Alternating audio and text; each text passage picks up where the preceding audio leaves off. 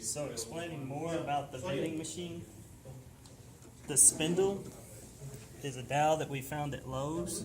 We drilled holes into it and inserted bolts. This way it'll stop the drink. The microcontroller is set up to output on port B for a certain amount of time. And that way, this will only rotate 90 degrees and then it'll stop.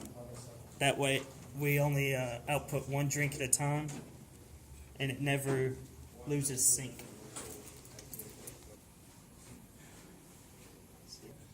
No.